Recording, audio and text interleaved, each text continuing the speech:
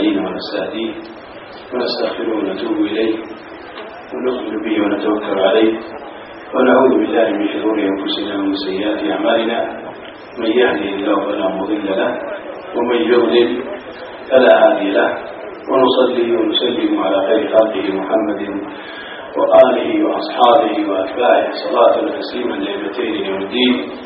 اللهم لا علم لنا إلا ما علمتنا، اللهم لا فهم لنا إلا ما فهمتنا، اللهم يا معلم داود علمنا ويا مفهم سليمان فهمنا.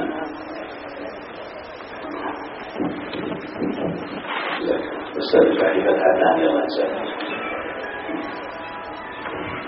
بالي في بدء الحقيقة فرحت واستبشرت خيرا عندما قالوا لي الإخوة أن هذا المخيم بعنوان يا شباب وحقيقة باكورة نشاط. الذي علمت من هذا المخيم أن هناك ما شاء الله قبل المحاضرة يكون نشاط كروي في الملعب المجاور لهذا المخيم. صح ولا؟ وهذا ولله الحمد من فضل الله علينا وسماحة الشريعة الإسلامية، لأن اللعب مقرر في القرآن، اللعب مقرر في القرآن، لا سيما هؤلاء الصغار نزل في حقهم آية تبين أنهم لا بد أن يلعبوا. فاللي يجيب منكم الآية صغار أنتم أعطيه 100 ريال من الإمام اللي صلى منها. وين الإمام؟ لا تضاخذ لأنه ما شاء الله صوته حلو والله مرة. ناقص 100 ريال زكوة معنا يسلف كلام. من يعرف نصلاء هذا قبل نبدأ المحاضرة. أنتم نصلاء القرآن قرر في حقكم اللعب، وفي آية تنص على ذلك. اللي يعرفها نعطيه 100 ريال. بس انتوا لا تسووا شيطان. خلنا نتعرف هذه لا تذكروا ما شاء الله يسأل. خليكم اتعلم الناس خير صندوق. من يعرف يلا 100 ريال. قصر التلفون الميكروفون شوي. عرفتوا؟ لا ترى اللي مغشش ما يجوز.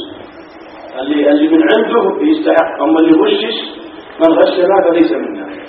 لا يجوز الغش في أي مادة من المواد. حتى سألوني في دبي قالوا يا شيخ هل يجوز أن حرام تعلم يا شيخ حرام نتعلم إنجليزي؟ قلت لهم نو. أعطيتهم فتوى عملية. فنبغى اللي ما غشوا أحد يستحق 100، أما اللي مغشش ما يجوز أبدا. اللي هو نفسه ما شاء الله عشان نعرف أنه ما شاء الله ذكي ونقدمه مع اللجنة دي حقت يسمونهم لجنة الأذكياء. وما هذه الدنيا إلا لعب ولا ما شاء الله عليك. الله يوفقك ولا في غلط. يقول لك آية في حقكم يا صغار أنكم لا بد تلعبون. ما حد غشاش كله من عندك. ما غشاش لا ما يجوز لك. الحمد لله افرح الإمام فرحان. قال الله تعالى عن يوسف عليه السلام اسمع يا ولد يا أبتي خلوا من نفسي لا تبعدوا ما كذلك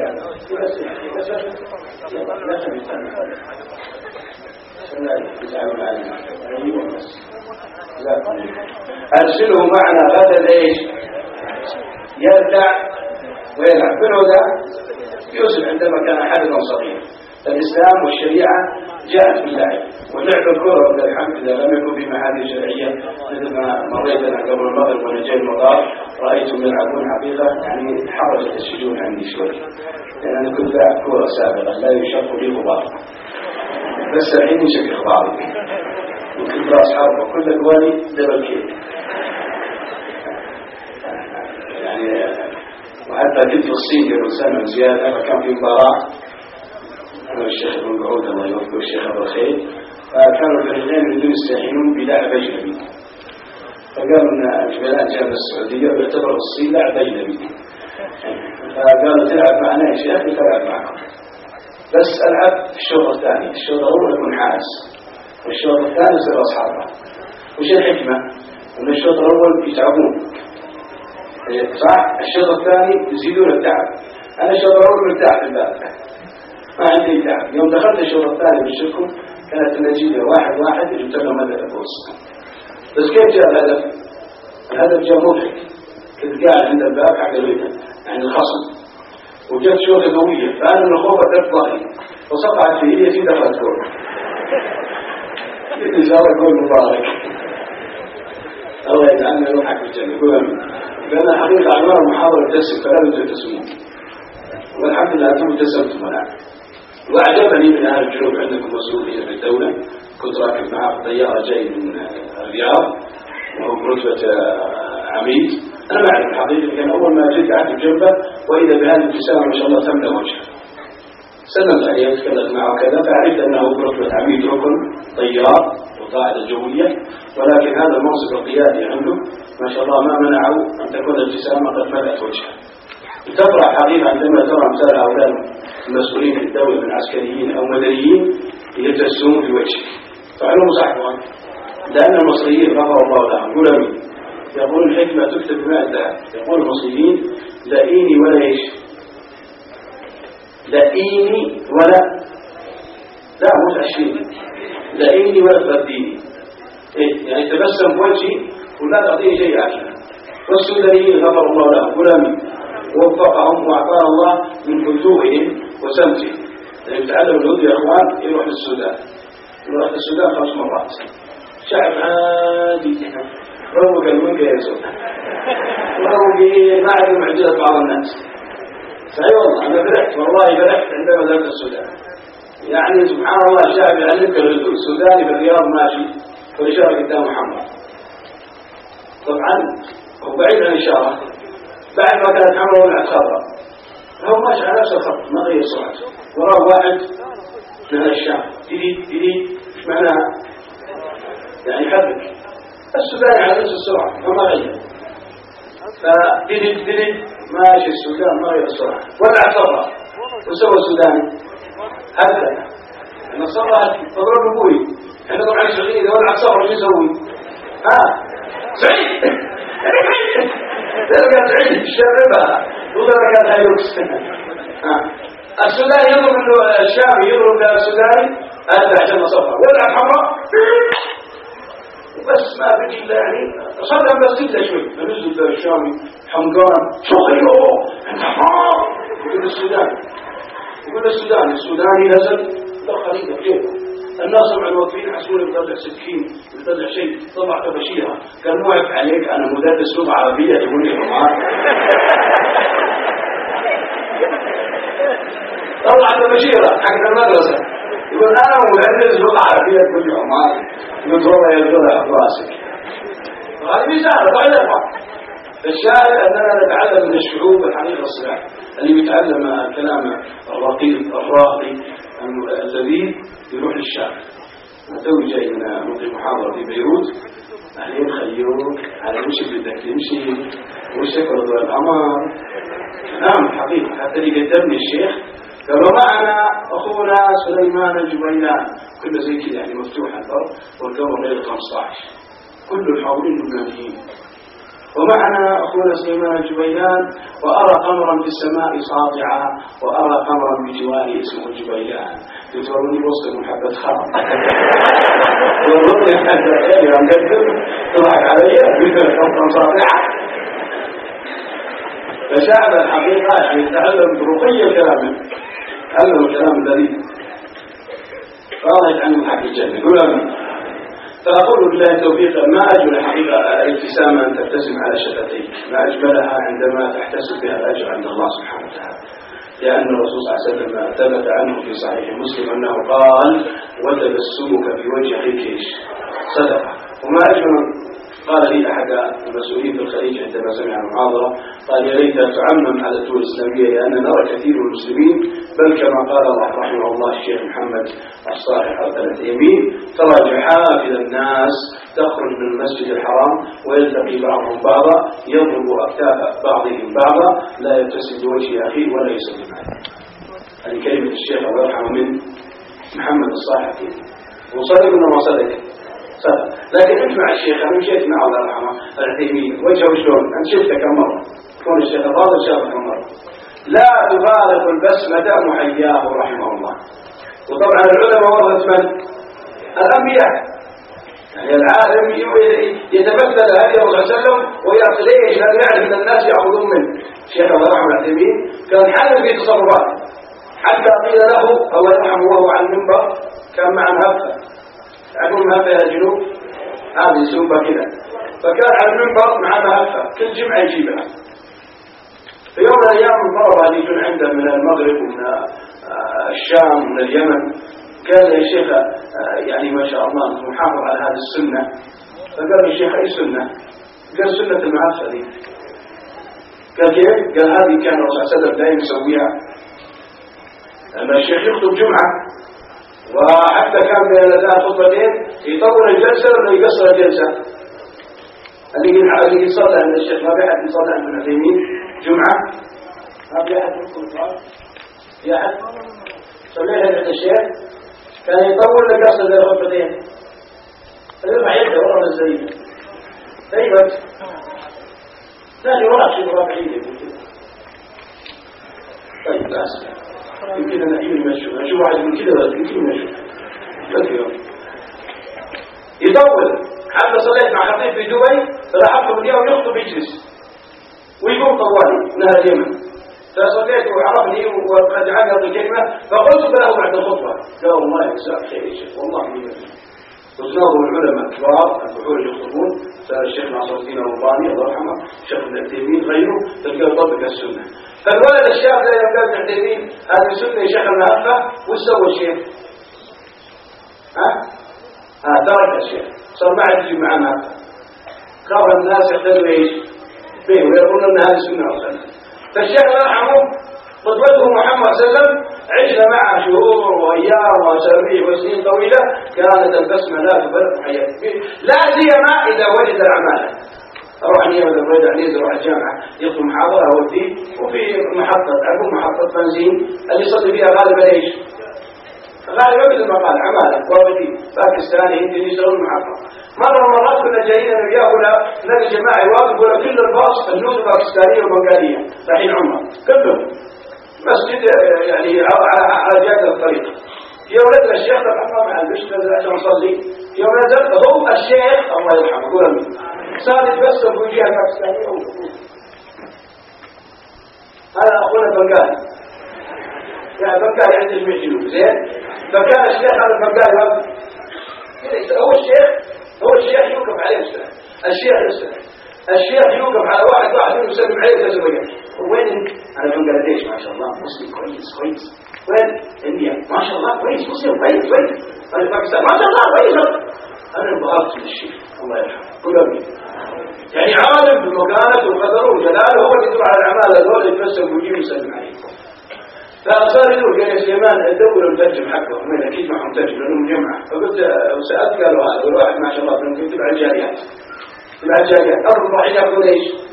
راح يكون عمر. الشيخ قال لنا نعطيهم كلمه والترجم الله يرحمه كل امين. والبسمه لا تفارق، حتى هم راحوا لهم المترجم قال لهم ان هي مولي هذه مولي عن الزمان كل ملك بعد يعني كلمهم بالبنغالي. طبعا يا اخوان مين هو البنغالي؟ يعني البنغالي خاص ويانا تعرف وين يتكلم بنغالي، البنغالي خاص بالبلاد. فيترجم لهم أن يقول لهم هذا عالم كبير، عادهم انبهروا يبدأون هذا المعتمين العالم الكبير اللي دار عليه وسلم عليه. والبسمة لا تفارق ايش؟ محيا. وانا دخلت على كبار العلماء في الرياض عام 1917 كما اخذت الذاكره و16 قبل يموت الشيخ الله بن باز، ما دخلت على عالم من البسم كل شيء. لكن عارف على دولة حكومية رحمه الله والوزارات في الرياض إلا من رحمه الله ما عملوا. تعال شوفوا شلون الناس على دور البدو عندنا وعاضن على شريعة. أقول الشريعة الجنوب ركبة الشريعة ركبة عندكم؟ لا مو ركبة بنسكين. الشريعة وشي؟ الشيبان عندنا الشريعة الشيء المر. لما دخل باسمك من اليمونة أول ما تحطها وش يسوي بوجهك؟ والله يسوي هذا جاب ضعيف، هذا يمونة عضها إذا أعطيته يصير وجهك ولا الناس وجهك. لا ممكن ما أعطيته أعطيته تفاح.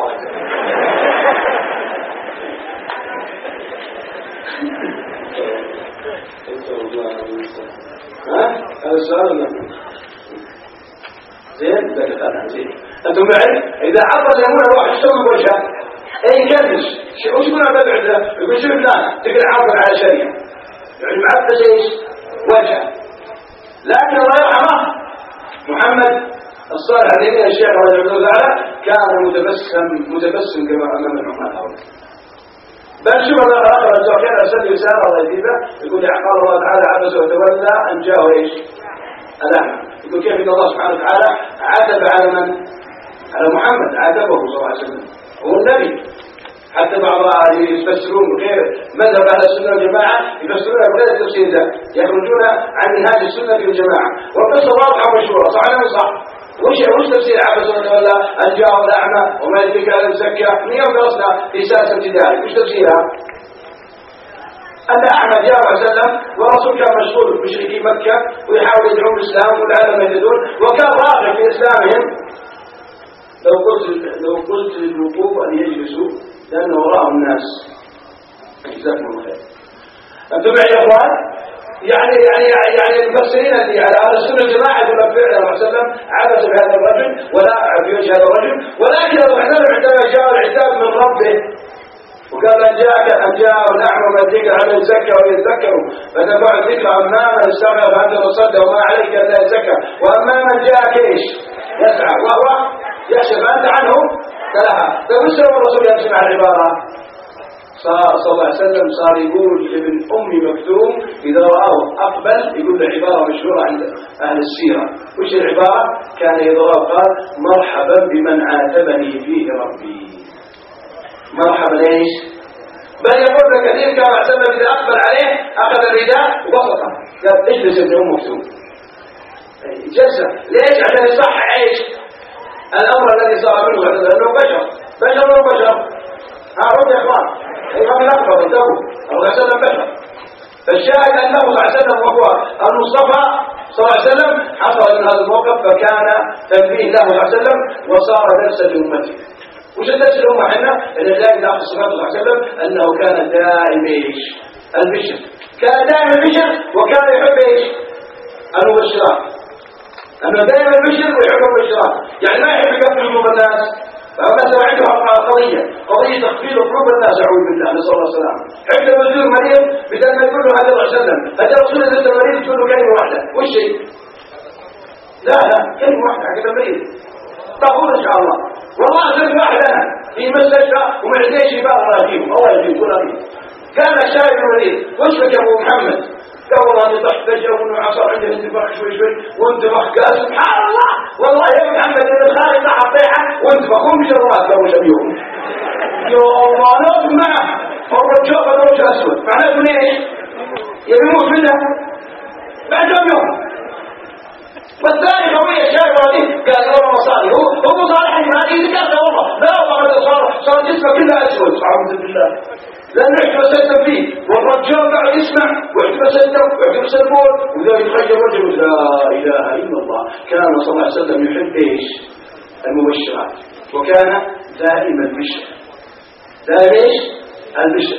تصور يا أخي العزيز لو أن الدولة والبركان المسؤولين في الدولة كما هم لا يذكرون بعض الوقت يعني مكرمة أو شيء قالوا مكرمة لكل موظف في دائرة حكومية راتبك أنت موظف الشيخ راتب كم مثلا 5,000 فالمثل الموظف راتب 7,000 قالوا كل موظف يزاد في راتبه 5% إذا وجد أنه متبسم طول فترة العمل. ما توظف وش رأيك كل صراحة الأصل القرار الله يوفقه ويجعل مخطر ويمد العمر على مصالح ملكنا الملك عبد الله قول آمين. صدر القرار الملك هذه الدولة الحكومية كلها كل الوزارات الدولة الحكومية قرار 5% لكل متبسم في دائرة حكومية. قرار ايش؟ قولوا معي 5% الكل متبسم في دائرة حكومية. وش رأيك يتوافق على البلدية أبناء ولا في الشرطة ولا المرور وزارة الصحة وصدق الموظفين هذا موظف البلدية وش رأيك؟ دخل عليك سيد ولهم سجن. صحيح بعض الجاي لو تفكر معاه أنت بعد الجنب خلف الحمد زين. والله ضعف والله 9 ضعف كلهم ضعيف. السلام عليكم. والله ضعيف أنا سيدي أنا والله يا أخوان أقولها يعني ترى مشكلتنا مشكلة، وهي أن المسلم عنده كما قال رحمه الله شيخ العثيمين في تفسير 3 أحاديث سيقولونها الخطباء ويقولونها الوعاظ بعد شهرين الله يمد بعمرهم ويقول أمين رجب شعبان بعد 2 و27 يوم بعد 2 و27 يوم شهر ايش؟ رمضان. الله يجعلنا الحق كلها صحة وعافية والأمة الإسلامية كلها وسعادة. بعد 2 و27 يوم كل الخطبة يكون هذه 3 حديث. قال صلى الله عليه وسلم عن أبي هريرة رضي الله عنه من صام رمضان إيمانا ايش؟ احتسابا. هذا الحديث الأول. وعن أبي هريرة ذكرت الحديث رواه أبو هريرة. وعن أبي هريرة رضي الله عنه قال صلى الله عليه وسلم من قام رمضان ايش؟ إيمانا احتسابا. وعن أبي هريرة قال الرسول صلى الله عليه وسلم يقول من قام ليلة القدر ايش؟ إيمان. كله متفق عليه كل حديث هريرة. لكن ابن عثيمين الكلمتين دي إيمان ايش؟ يقول الإيمان موجود عند كثير من الناس لكن ربط مثلا ايش؟ الاحتساب. لو كل واحد كل إنسان كل رجل كل امرأة احتسب هذه الاحتساب عند الله كان رئيس الشؤون. مثل ما قلت لكم ابن عثيمين عشان نعرف معارف القضية يطلع من الحرم والناس عليه زحمة وعلى وما حاله تلقاه ممكن يطلع من الحرم لين يوصل السكن وبيته رايح جاي كم مرة يا جماعة أجيب ذا الغاض وهذا من يطلع لو زحمة عليه وحاضر الصيف عندنا في الصيف يسمونه طباخ اللون. يعني طباخ اللون انت لما ترجم طباخ اللون صح؟ يجيكم ولا ما يجيكم؟ ما تعلمونه طباخ اللون وهو شدة الحرب اللي الشاب المائع ده اللي نسميه مائع نسميه خكري إذا عنده يسمونه عنده مغذى فكري خلي كاتب عنه عكاء رمز عكاء كاتب عنه وسوي كاريكاتير عنه وش الكاريكاتير كاتبه حاطه كده سياره جيب عليها رسومات وقلوب وراكبين واحد اسمه وايد واحد ثاني هم شفت طريق الرياض طلع لهم بعيد فالثاني يقول وايد ايش هذا اللي قدامنا والله ما ادري عنه ليش كل واحد شفت اسمه ايش هو ثاني قال والله ما ادري وايد اصبر افتح النت وادخل على جوجل عشان يدينا ايش هو هذا بعيد هذا كمل هذا ما علم صحيح والله إذا رجل على البعيد ما يتحمل يتسحلك فهي صحيح. شافوا البرشومي تعلموا البرشومي يوم شافوها البرشومي قالوا يا ذاك متوحشة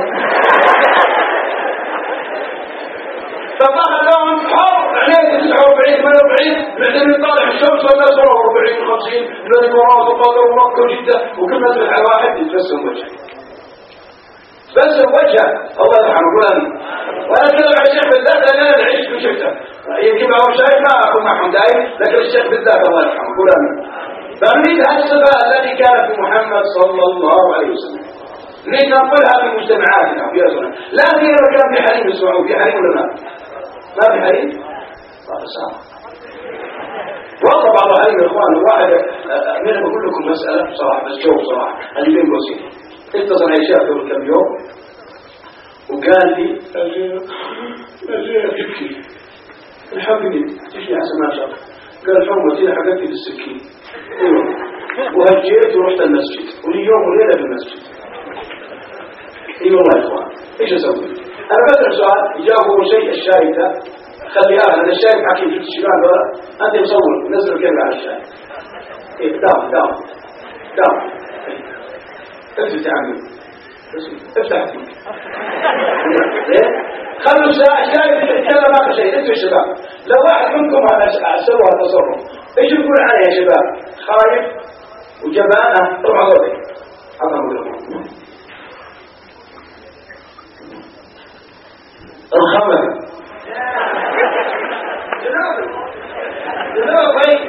جنوب جنوب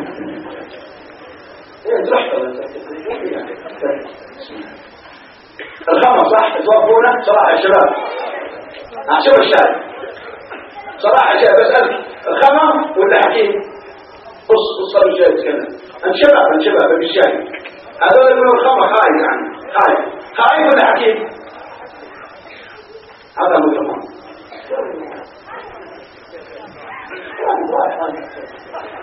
ايش هذا ارفع صوتك يا عمي ارفع صوتك والله جزاكم خير.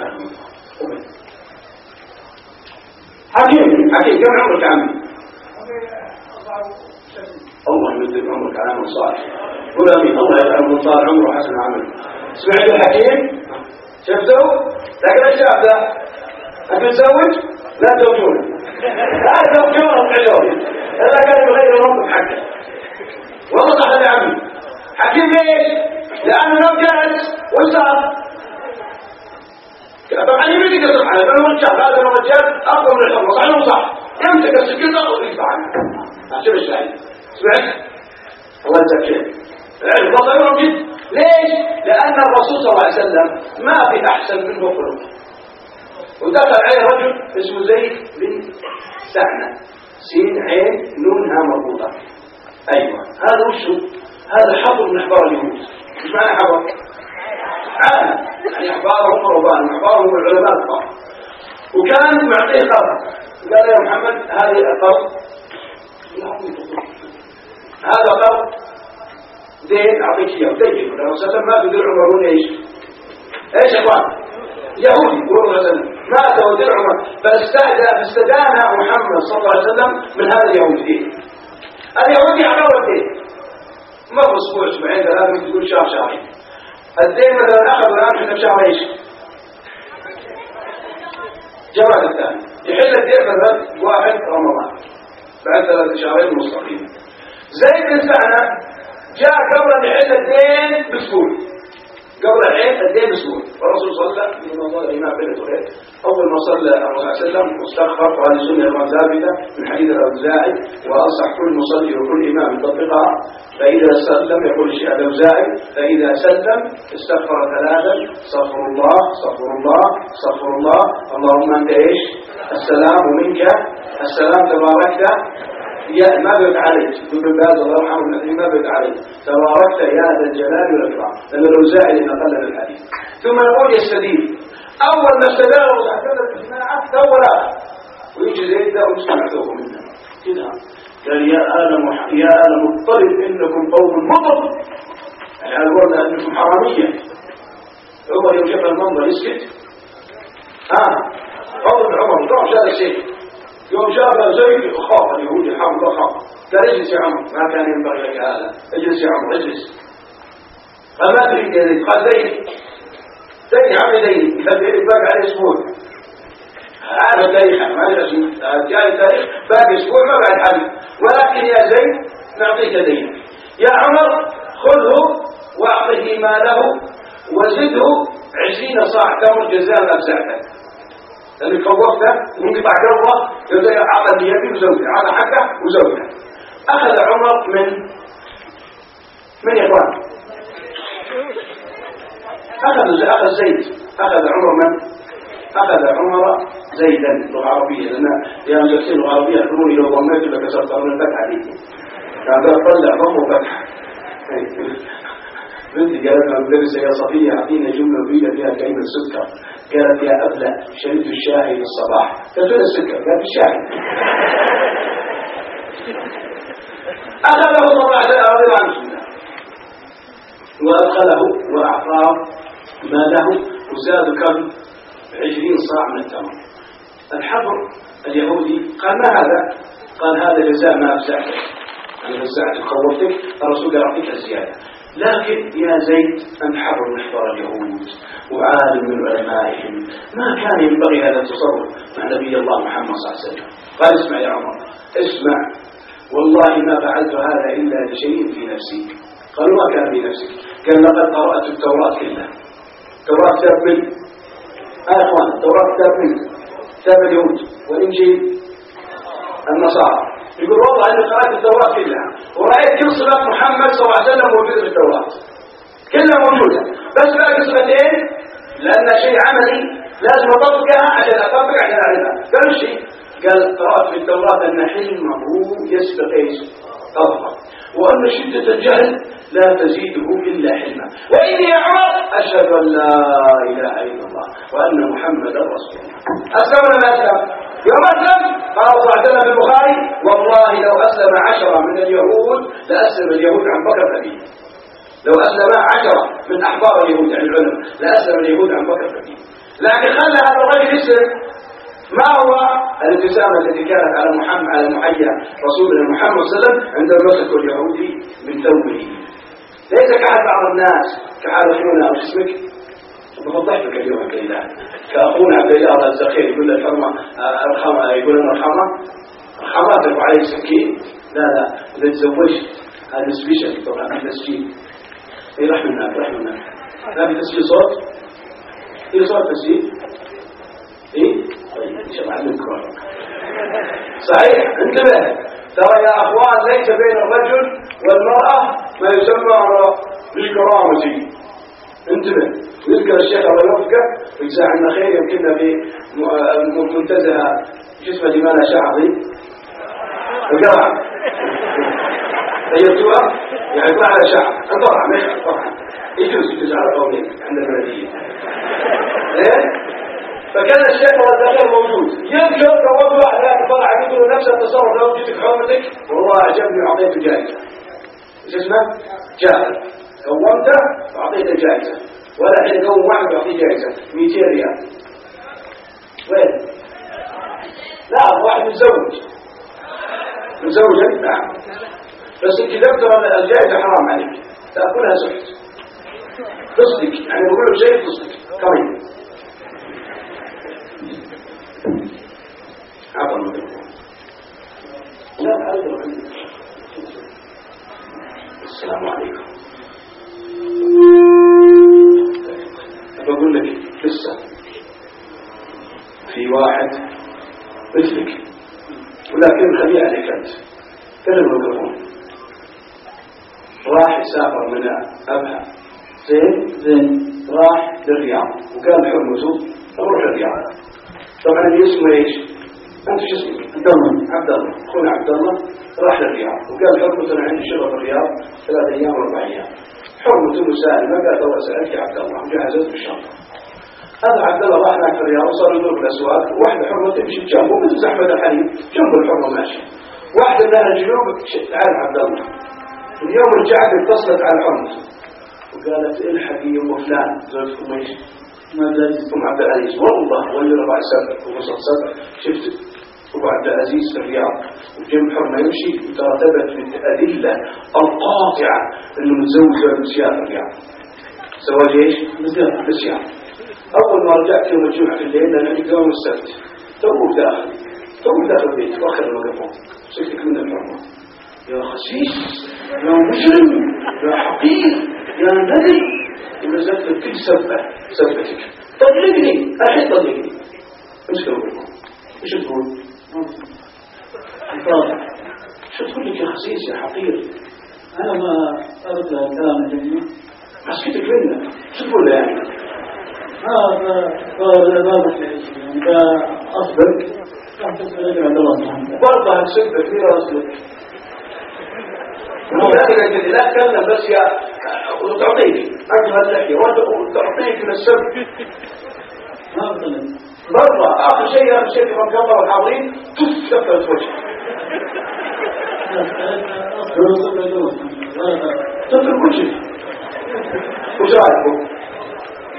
لا أنت غير جوابك يا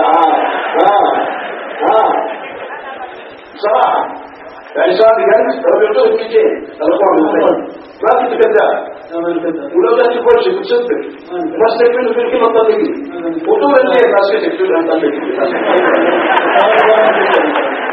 عطوا 200 القرآن الكريم ولا الدكتور مدير القيم بالرزق عطوا 200 تقصروا من حاجة تذكرة. سمعتوا؟ سمعت يا الكرام والله اسمع خذ عبرة. هذا يشبه أخوه اسمه جابر اللي بالمرعى في الصراحة والله لا ولا ياخذ حرمتك والله يوفر. تبي ثانية ولا زوج تبي ثانية ذاكرة ما شاء الله عجبني تسجيل. طيب انا ما شجع ذاكرة كلام خليك على واحد لا تسوي دين عند الروزة جزاك الله. ترى هذا يا اخوان هذا بيعيش صح. اللي ما يدور ويعيش ولا انا ولا والله ابقى عيونك يا الغنيمة قال صلى الله عليه وسلم الرسول يقول ليس الشديد ايش؟ ابد ابتسم يا حبيبي ابتسم. والله الشيخ عايد والله غير مرة انتهى قصة عند والده الله يمتعه والد الشيخ عايد وساكن وين والد الشيخ؟ بلقاني قبل حوالي 5 سنين قال الشيخ عايد وكنت انا الشيخ محمود يتكلم في المسجد وقلت له قصة قال بتسجلها في المسجد. وش القصة؟ شيخ من المشايخ في المسجد عندنا هنا حكم الدعوة فيها مد يكلمها بالتلفون وكلمها 180 درجة. لدرجة الحين بعض ممكن بعض تطلع من عنده الصبح على إذاعة القرآن الكريم تجي على الطلع على إذاعة المتكعبه. ما يدها أحد هذا الموجة حقتها. شو من النظام عليها حرة عمالة جددها مديرات العاوز كعبه. فدخل الشيخ ده وتغدى وراح يمسك في الغرفة وتقرق عليه. ايه ترى جانا كلام وترى مو ساعد حط ايدك كده ويسلك وترى ما ترد علي. إلا بين دام باقي العصر الساعة أكون هي من الشتاء تدرى العصر الساعة كم؟ يعني تطلع من الجو الساعة 2 وتطلع نصف الكتاب إلا 10 دقائق من قال بس تقرق عليه. أخذت عليه حطيهم ليش ما ترد علي؟ ما أصير أذن ثم أذن قام الشيخ صوفير وتوضأ عند المرسلة ويوراه والله والله ويتوضأ. ايه ترى انا بجانب يوم صحيح ليش بتدافع عن نفسك؟ رد علي ما رد عليه. خلص والله جالس الدور تدرك اخذ البيش حقه وراح عشان يبدا درسه في المسجد بعد العصر وماشي وراه من الدور اللي فوق مع الدرج مع الصالة حق تحت وراه الحر الجنة وما يرد اليه والله يقوم اوصل باب الفيلا حقه يا موسى قال والله العظيم ما تطلع انت رد علي رد علي والله العظيم يا فريق رد كذا هذا الكلام شيخ عايز انبسط والد الشيخ عايز والله اليوم هذا شيء موجود الان حي يرزق لكن طلع فائده وش انه يوم راح اخذ الدرس وخلص من الدرس رجع كمل ولا جايب الشاي النعناع جايب القهوه والبذور والتمر ولا الامور غاليه ما شاء الله فيني بيدكم. والله يا اخوان الابتسامه تكسر اشياء كثيره. الصينيون شوف الصينيون هم ناس على غير دين وعلى غير مله للاسف يقول لا ينبغي لمن لا يحسن التبسم ان يكون تاجرا. لا ينبغي ايش؟ من لا يحسن التبسم أن يكون تاجرا. فلذلك أول نسبة للإتحاد العالم كله ليش أقل نسبة للإتحاد العالم وين؟ لا أمس رئيس كوريا الجنوبية انتحر قبل الشتوء التلفزيون رئيس الأسبق انتحر ونزل فوق جبل. لكن هذا كافر على غير الله. لكن المسلمين مش في انتحار لكن أقل نسبة الانتحار في دولة من الدول الإسلامية معروفة من علم العلم ذلك لا هو السعودية الحين في دولة العربية لابد أن الانترنت موجود اللي عنده ثقافة يعرف. طيب عشان الوقت يروح مصر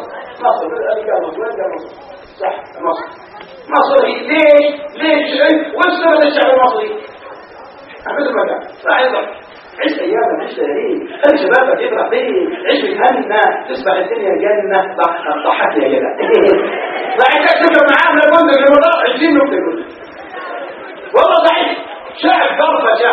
أنا كل شهر أروح مصر تلقى عليه مشاكل الدنيا وحالة وتلقاه مبتسم بقيت في مصر قاعد ياكل سندوتش عند الحديقة وأنا رايح أصل المغرب وشكر الله السلام عليكم يا عمي أهلا يا ابني كل معايا بس أنت صغير بس لو تغير هذا لما هذا كان مشغل كانت ولد الغني مطرب اسمه مغني اللي اسمه عمومي ترى الذكر يعني اصروا يعني اصحوا القرآن لا شو يعني والله كان 100 قرآن وعلم شاعر يا شيخ فرح ليش؟ لأن الرسول صلى الله عليه وسلم يعلم مما علمه الله أن الابتسامة تريح القلب ولا ترجع على القلب.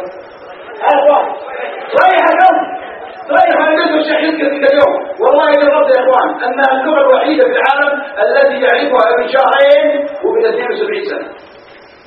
اللغة الوحيدة وأقول لك بالله من عندكم من حاضرين يقول عندي ولد عمره شهرين ثلاث كم ولد رد اختوى بنت أخوه لا حبي ما في حد عندك أنت؟ لا يوم راح تو الله يسامحك أبي عمره شهرين ها عندك وطن ولا أخوك روح لما مثل التفتيش بنت اختي الله يسامحك اسمها خلود عبوه اسم بنت اختي عبوه لا الرسول صلى الله عليه وسلم اسمها زوجاتها حتى سووا لقطة من جديد صحيحة كاملة وسألوا المحتمين كان أصحاب الرسول صلى الله عليه وسلم والصحابة والتابعين يذكروا اسمائهم فبنت اختي تو جاي ولدها من شهرين أول ما أدخل والله اسمه علي أول ما أشوف الفراش قاعد ينكس عمره شهرين أخوي عبد الله أكبر مني عمره 65 سنة عبد الله أول ما يدخل يقول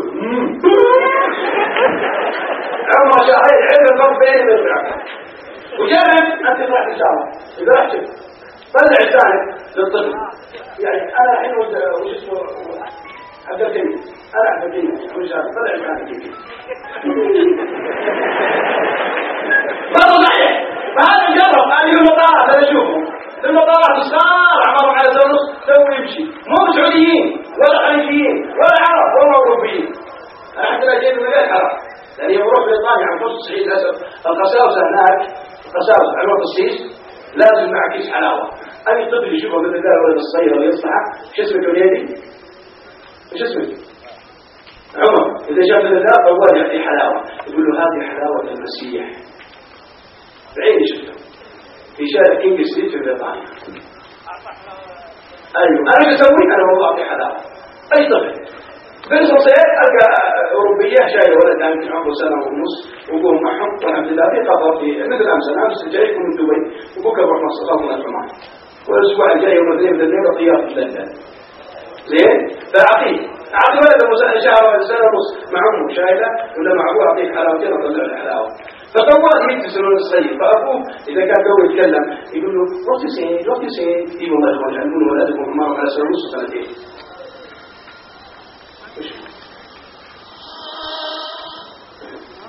طيب أسألك عشان ذاك أنتم معي يقول له what you say صحيح عمر أول يتكلم thank you إيه والله واحد مصدق أنا عندي نفسي راح بريطانيا أول مرة راح بريطانيا فقعد 3 شهور وجاء قال بشر وش اللي عجبك في بريطانيا؟ قال شو شيء مدهش قال وشو؟ قال الرجال والصغار يتكلمون إنجليزي والله وبالله والله اني قاعد في المسجد الان 22 سنه الحمد لله الله يجمع يقول امين اللي كانوا صغار عمرهم على سنه ونص سنتين يجوا مع اباء ولا مدرسين اسالوهم موجودين عيال المطرودي وعيال العتيبي وعيال شو اسمه الحسون وكلهم كنت اليوم تعينت وادرس وصلت مسجد بعد ايمان بعد سنه قاعد ما كنت لا 6 شهور ما وصلت امام وسويت طريقه والله ان الصغار يقولوا لي تحيه قسم بالله الان عندي مصري اسمه معاذ عمره 4 سنين او 5 سنين ذبحت بالحلويات هو ربع نصاري لو اخذ يومين يقول لي ابو محمود يقول هذه الآية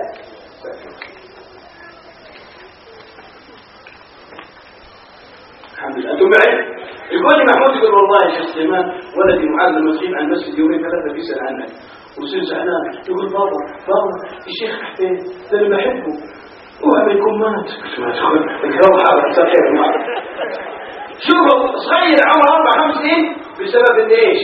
ما قد اخذ حقيقته برايد جاء صديق وجاء خير مره يجي برايد يكسر اصابع مع عبد صار خير مثل اسمي لي طلع عبد الله فاول ما توزع الابتسامه التي هي ابتسامه ايش؟ شو نسميها؟ هاي شيء هذه الابتسامه تكلمنا عنها تسمى اي صدق لكن لو نحط لها اطار عند العلماء يسمونها ابتسامه ايش؟ لا براءة الله يسخير لا سمونا العلماء ابتسامة الألفة ايش والمحبة صح ولا صح؟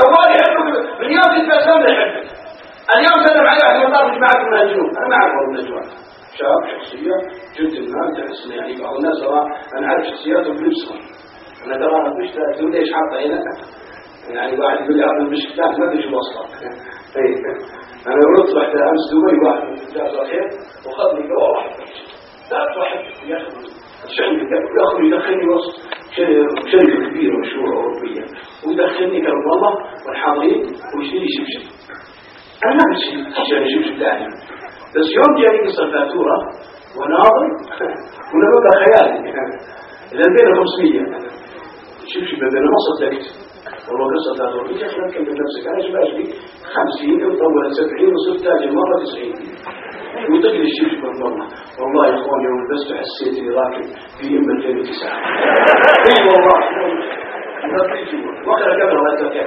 الله يحب الناس إي والله يوم لبسته قلت وين أضرب من زمان راح هاي المسافة لباسه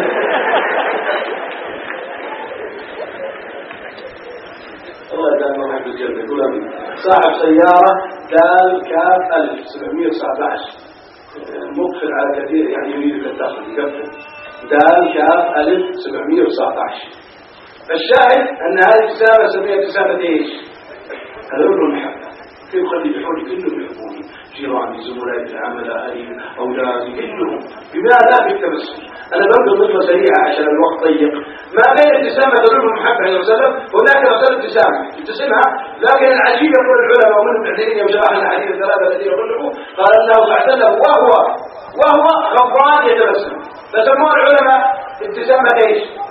لا، يقول عبد الله وعن أبي وعلى الثلاثة الذين خرجوا مرارة بن الربيع والثاني أيوة كعب بن مالك، يقول فأتيت صلى الله عليه وسلم وأقبلت عليه فلما رآني، يسمع نص الحديث في البخاري، فلما رآني تبسم ايش؟ المغضب. يعني هو غضبان يتبسم ولا يتبسم؟ يعني أنت ممكن تقرب على زوجك، ممكن هذا أول والثاني بشر عنا، لكن حتى لو قلت على زوجتي يكون عندي طريقة صلى الله عليه وسلم، وش أسوي؟ أبتسم تبسم. وأرجو من إخواننا المدرسين خصوصا أولاد الابتدائي، تألمت أنا جاي من دبي وقرأت جريدة أن إدارة التعليم تأمر بنقل المدرس من منطقة لمنطقة وخصم أسبوع كامل. العميد اللي جنبي تو أهلكم من عندكم اللي هو العميد روكن يقول لو أنا بيدي هذا لا أصلا من كذا أسوي عقوبة أسبوع، هذا أصلا أنقل من التدريس ما قد يدرس، أحطه إداري في إدارة التعليم. يقول العميد كلامه صح ولا صح؟ كلام العميد صح ولا صح؟ ليش؟ لأنه ضرب طفل ابن كم؟ ابن 9 سنوات في ثاني ابتدائي ولا ابتدائي، ضربه ضربا مبرحا. طفل 8 سنوات 7 سنوات، شوفوا الصغار دول. أسألكم أنتم عند الله لا تكونوا كلهم جامعة، المدرس اللي يقول لكم يذكركم تحبونه ولا يوزع عليكم حلال؟ حبه صحيح والله.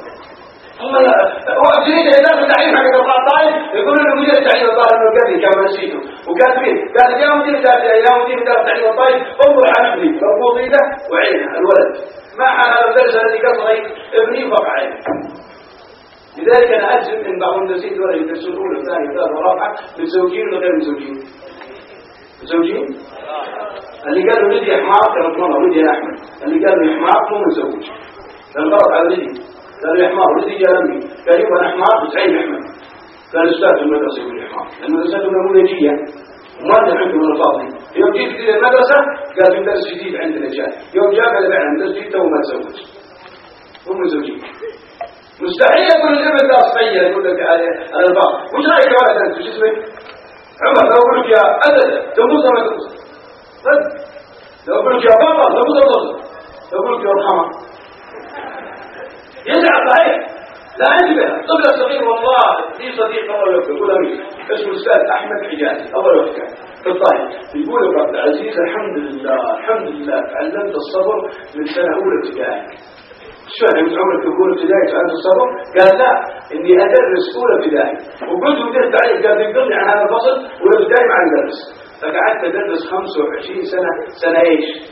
اولى ابتدائي فتعلمت منهم الصبر خصوصا اول السنه اذا يجون اول السنه يجون رافضين الدراسه ولا زعلانين؟ يجونهم هادين ولا زعلانين؟ يجونهم مشاكل ومشاكل يقول والله يا ولدي ادخل الفصل 25 طالب دوبهم تكتك 6 سنوات وتعال اسمع صواريخ أبغار وانا قاعد يا الله نجيب العواد يسلم يا الله نجيب الرائحة الطيبة يا الله يقول تعلمت الصبر هو الابتدائي انا اعلم معي صديقي يعني سنة عنه والله يا اخوان فعلا بصبر عجيب.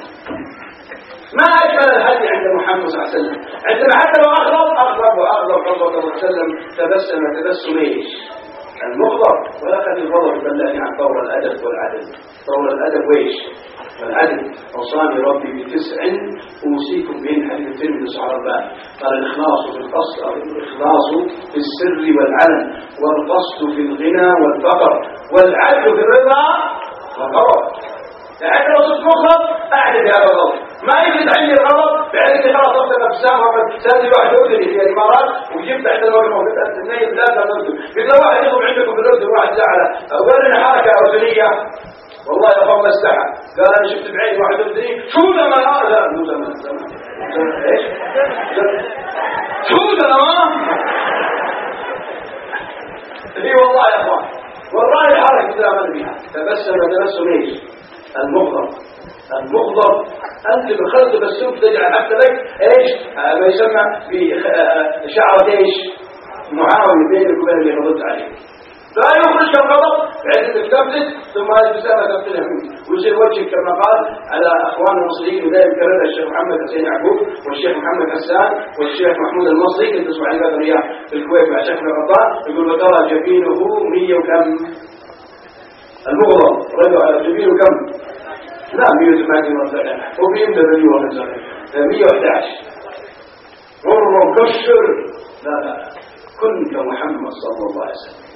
لأن الخطيب يوم الجمعة يطلع لنا خطباء الأمة الإسلامية قاطبة ويقولون الحمد لله وأنا كنت أقول مقعد نحمده ونستعين ونستهديه ونستغفره ونتوب إليه قال وخير الهدي هدي محمد. خير الهدي هدي محمد. لماذا؟ لأن يقول قد تكون الابتسامة واجبة على الموظفون أي الموظفين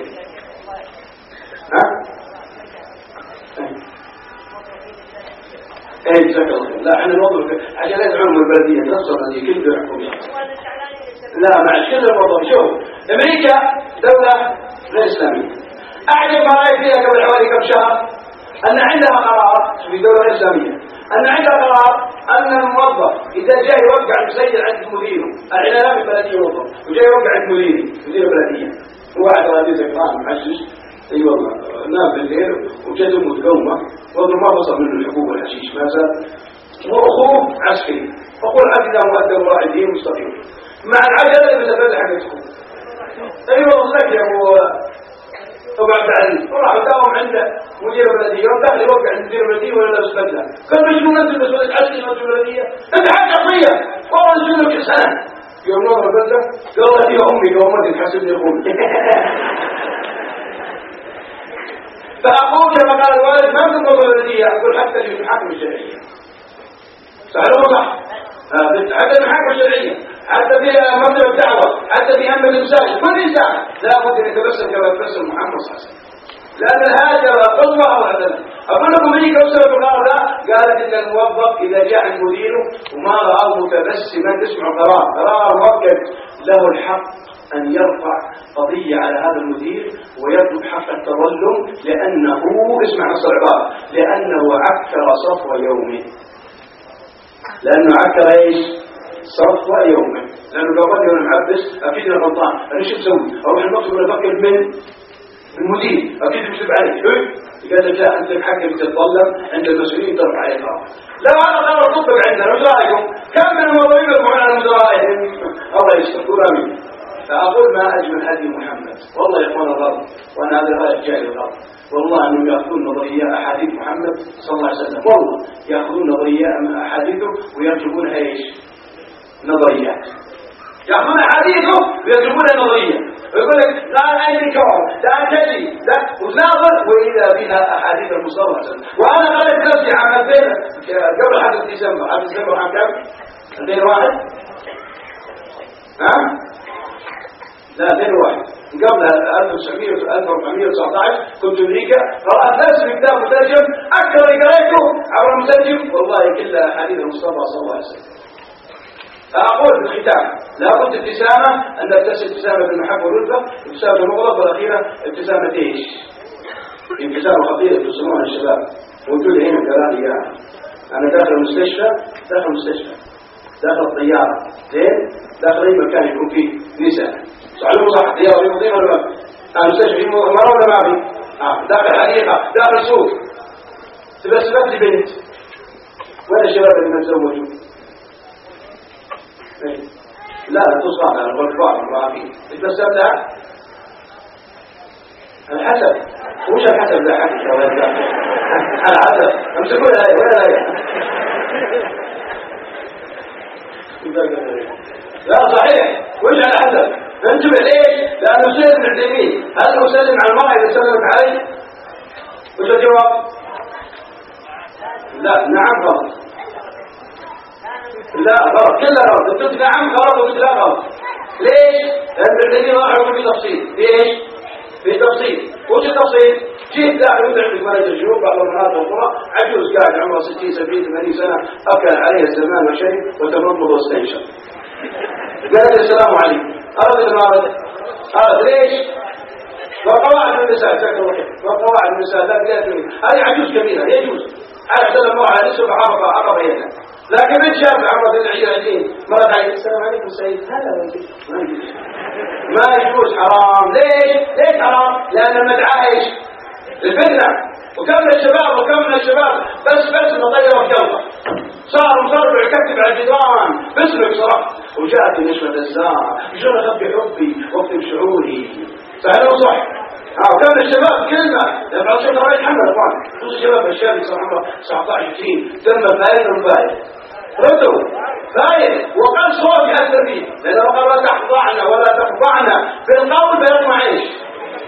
وكم من الشباب الان يستجيب لهم اصوات بنات اخذ منهم فلوس والله واحد ياخذ منه يقول لي قبل كم يوم واحد يجي يقول والله يا فلان يعني انا اسود يذكر قرابه لي عشان لا يعرفونها والله العظيم انه يقول اخذت منه واحده 25,000 بس بصوتها سياره صالون واو راء صاد 937 واو راء صاد 937 هذا طيب لا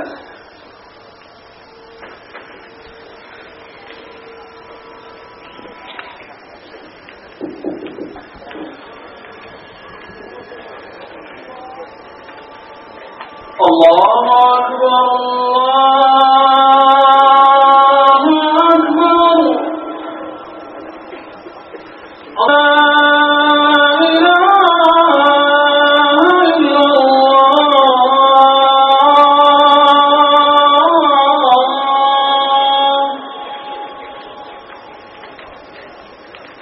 أشهد أن محمدا رسول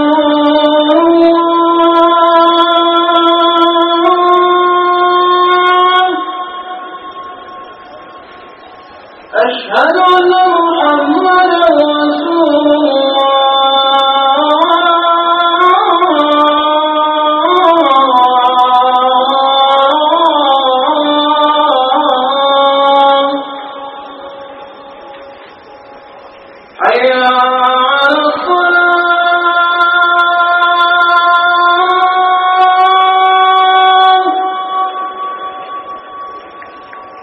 حي على الصلاة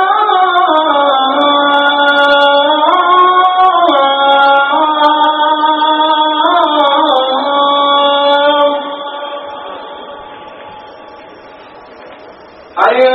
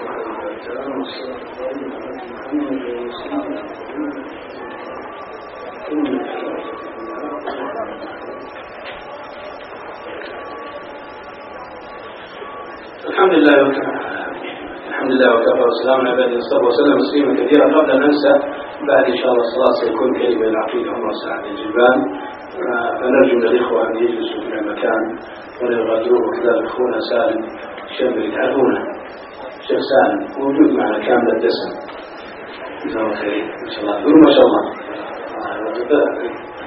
فننظر التو إن شاء الله ونختم الحقيقة بما قلت بأن ابتسامة التي يسميها ابتسامة الغزل محرم لا تجوز لا من الرجل ولا من المرأة. ما يجوز المرأة أن تبسم في وجه المرأة لأنه مناط فتنة إذا كان الصوت يقول الله عنه ولا تخضعن بالقول فيطمع الذي في قلبه مرض. لا سيما الشباب كما قلنا الذين تثور دماءهم وتمتلي بهم الشهوة ينبغي أن يبتعد عن ذلك ولا يغتروا بالأصوات لأننا نحن الآن نشكو كما يقول بعض المسؤولين هي الإمارة مثلا إمارة عسيرة أو إمارة القصيم عندنا أو إمارة الرياض يشكون من القضايا ويجدون ناس شباب يبتزون، والبنات كذلك يبتزون، تيجي بنت تكلم واحد وانا وتسحب اشحني بطاقة اشحني. لذلك سأسمعكم مقطع الآن أختم به حتى يأخذ الشباب الحذر من هذا الجوال الذي هو نعمة ولكن غلب على بعض الناس الإحماس. سأسمعكم هذا المقطع لتعرفوا كيف يضحك على الشباب وعلى الشابات في وضح النهار، وكم من شاب خرب مستقبلها وخسرت عرضها بسبب مكالمة، وكم من شاب كذلك. فنسمع إن شاء الله هذا المقطع من باب العبرة والاتعاظ، لأني شغلته في منطقة كان فيها معنى سعادة وانس وخير في الأمن، أو تشكر وقال لي شغل هذا المقطع وقال له دائما معك من باب التحذير. عرفت الشر لا للشر ولكن لتوقيه، ومن لا يعرف الشر فحري ما يقع فيه. ألو. نعم. سلام. عليكم السلام. ليش الموضوع دي ما لا تصل؟ كيفك؟ الله. ايش اللي والله؟ ايش تبين؟ سوي يوم سجلنا ذيك البطاقة يعني خلاص كتبت عليها يعني؟ لا بس خلاص ايش اللي خلقية لا تغمية من الناس. أنا شوف ما أحب أنا من البطاقة يعني هو يشتريك يا الناس. يشترينا 300 كتاب؟ لا يعني والله حاجة كذا تجي البطاقة على جنب. البطاقة على جنب أنا يعني الله كذا راح أقول أشياء كذا عادية كذا. كيف شيء تبغاني؟ أنا أعطيك البطاقة كذا. إذا أعطيتني البطاقة عشان تضحك عليها تبغاني تقابلني وتجيب من عند أصحابك وتسوي فيها الشمع حلو. حاضر حاضر ما كان أعطيك البطاقة أصلا. لا. ما كان أعطيك البطاقة. روحي على حسان يعني. أنا بتقول العادية عندنا ما كان أعطيك البطاقة. أسلوب ولا يسمعون؟ أول كذا بقول لك حاجة. ماشي. ترى أنا ولد يا شباب. إيه ولد. أقول بعد أقول لك أنا ولد ما تفهمين. هذا البنت عندك. بايع. أيوة. ايوه كده والله انا يعني امي سمعتوا؟ بس بدنا فلوس وكم شاف زي كده يسمع الواحد يروح فيها. ايش بقى جد والله شباب الان يدعون عشان بنات. والله زي معي واحد فيكم نشوف قال الحين بطلع على جبل، بس قبل لا اطلع اروح اكلم ابوها واخطبها لاني خطبتها كم مره وراضي ابل بنفسي يقول لي. وكان معايا ماجد سعيد من اهل مكه واحد ثاني اسمعوا فتح سبيكر. قلت له انت الناس والجبل عشان بنت قال حبها تطوع ما تفهم تطوع ما كذا تحب بس حبه تنوى نفس الجبل قال احبها. واحد معايا من نفسه تحت طريقه في طريقه سوريا يسمونه الخط الدولي قاعد يقول واحد ايه ما انا بنفسي بس كلمني تفجرون انت قالوا لي والله حبها والله يا شيخ كذا وتخيل كنتي تجبري مثل ما تستحي بعد طيب انا بقول اللي حطي مثلها. أقول لا تضيع أنفسنا يا شباب بالذات الشباب هم العقلاء الكبار والمتزوجين وهذا الصغار دول لكن اللي بالنص المؤثر والمنطع 19 يحذر لم ما تركت بعدي مثلنا ضع الرجال ليش النساء انتبه بس خليك واحدة بس ما انتبه احذر لا سيما انه عندنا الله يهديهم والخليج العربي عامة وبالعالم الاسلامي قاطبة مطلبين يأججون ايش؟ ردوا يرجعون شهوات معلومة صح ما يقول للأسف يحب الشباب على العفة وعلى الطهارة واللي يغض البصر لا يقول سارة في العين تذبحها خطوة ظهور والكول يوم أكبر أصدار بلقوا في سماء سمراء وما لا بالحال حدود السؤال مثلي مصدون صح فالنظر يأجج حتى يجي الوقت الشاب اللي فعلا يتعلق برفع قضايا وروح يشوف دار الملاحظة تعجبت عندما وجدت دار الملاحظة وش دار الملاحظة اللي تحت سن كم 17 تلقى 14 15 قضية تعرف عليه قضية جدا خطيرة ابتسامة محدودة بشرع ما أكثر الكلمة من أبو دب ولا نقول كما يقولون لا خليك منفتح يعني ليش عقدت المرأة ويكتبون الله يجزى قول أمين صاحب السمو والأمير نايف العبد العزيز ولي النايف الثاني قال خطاب شبه معي في المجلة قال مجلة روى وأنا جاي من دبي أعطاني إياها في الدرجة الأولى حتى طلبتها اليوم وأنا بطيارة بعطيها سعادة العميد اللي كان جنبي قال لي المضيف والله عليه توزع في الرحلات الدولية تكلم عن المرأة وإن المرأة عرضها وشرفها نصرف عليها ايش كذا بالله نصرف على عرضك تصرف ايش انا بسألك عرضك يسوي ايش يسوي حياتك صح يسوي دمك يقول لنا نبذل دماءنا من اجل المرأة وعرضها لكن بعض الناس ما يعجبهم كلام ترى، ما يعجبهم، يقول البنت تشد على كيفها وشغل رقاصات وقلب الحقائق، لأنه رقاص يسمونها للأسف، يقول ما زلتي وقد اعتزلتي. شوف قلب الحقائق في الثروات الرضية، وقد اعتزلتي ولكن ما زلتي متربعة على قلب على عرش قلوب الجماهير. فبشر يا رقاصة لنا. شوش قالت ربنا يحب الإخلاص في العمل وأنا مخلص بعملي.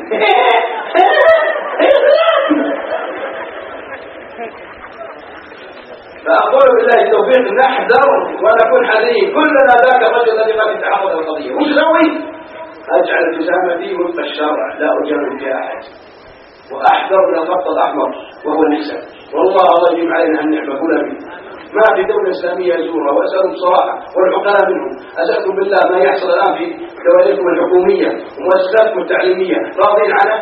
يشغلون يقول والله وبالله وتالله احمد ربكم من السعودية، احمد ربكم عدم الاختلاط يجدونك في المكان. ولا تصور لو تروح دوائر حكومية وتلقى موظفة حر رجال غرفة واحدة فينا ما في، لكن خطر ما خطر الطلاب هذا الطلاب الثانية أنتم طلاب ثانوية عامة أنتم تصور أنتم كحولين وبينكم واحدة قاعد ثانوية عامة كم تقولوا على إنك في الفوزية يدك فوق ولا تحت؟ صحيح مشكلة ترى ما عندهم كلام الأمير الله يوفقه الناس، ما يعجب الناس، ما يعجب الناس اللي داعشين بالقول والأدب ومتأثرين ببرامج الغرب صدموا لأن نلقاها في جامعة الأمير نور بن عبد الرحمن قبل حوالي أسبوعين هذا بدل التاريخ لكن شفنا في المسجد. نحن الأرض يقول ناس يعينونك على الخير يعينونك على الدين ويقول احنا نريد أن تسلم لك عواطفه وتسلم لك عرضه أحسن لك ابتعد. فأقول بالله التوفيق وقد انتهى الوقت الشيخ عطاني الورقة. أقول بالله التوفيق لابد أن نحذر من قضية التبسم لغير ما يوافق الشرع. التبسم للفتيات والنساء هذا لا يوافق الشرع نحذر منه، فهو مظنة فتنة.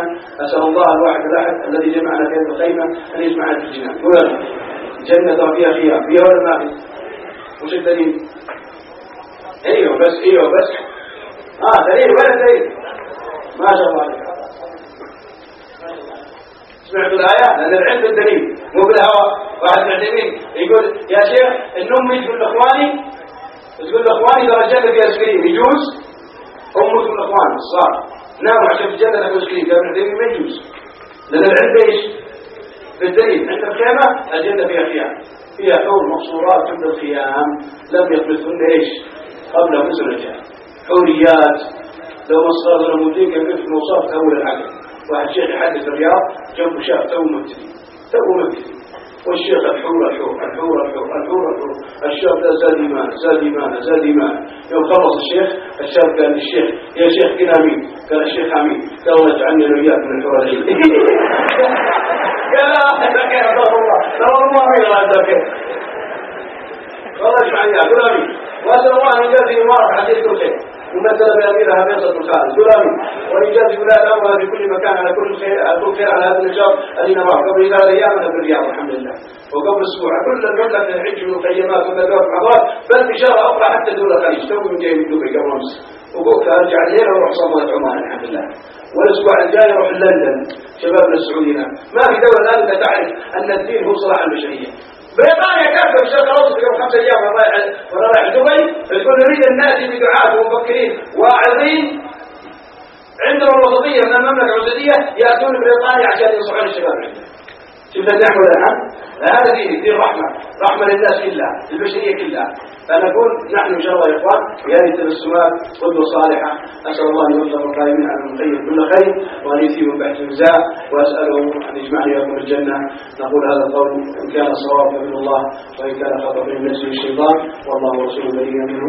يودعكم على مرجع بكم محبكم فوق سليمان عبد العزيز الجبيران كامل الدسم خالد الدستور.